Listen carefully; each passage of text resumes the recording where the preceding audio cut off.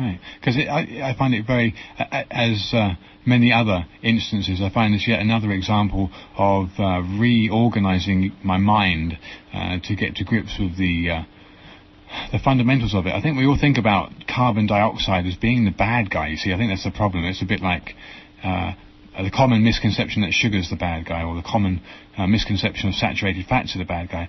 CO2 and carbon dioxide, how is that more... how does that confer more benefits than oxygen when we all think that oxygen is the life-giving molecule? In 1940, someone did a survey of organisms, including a great variety of bacteria and amoebas and things that all require oxygen to live, but he found that they can't live more than one generation if they aren't exposed to adequate carbon dioxide. Okay. Even the obligate respiring oxygen-dependent organisms need carbon dioxide. So he concluded that really it's more important as a life-supporting element than oxygen is, because all organisms require it, and not all organisms require oxygen. Right. Well, Okay. and also, Dr. Peat, you explained to us just a few minutes ago how if you increase the amount of carbon dioxide in the bloodstream, that tends to knock those oxygen molecules off the hemoglobin so that the tissues can pick up the oxygen.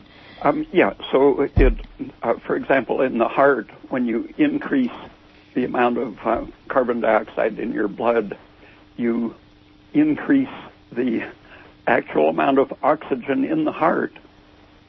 It delivers the oxygen to the heart, but more important than that is that it delivers it in the optimum way.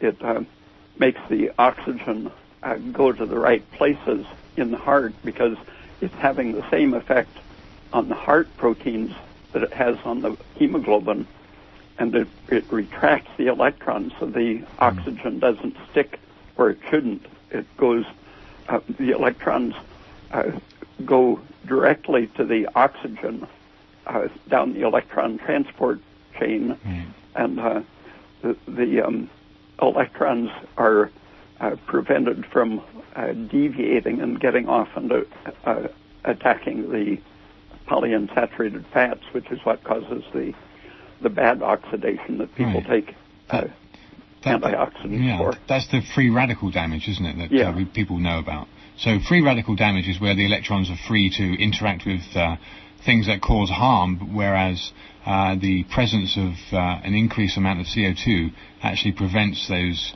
electrons from becoming wild and reacting with harmful or good tissues. Yeah, the essential electron moving cofactor, NAD and NADH, which takes electrons from sugar or fat and moves it to the respiratory system. In the presence of carbon dioxide, that is more oxidized, meaning that the oxygen is doing its work better in the presence of CO2.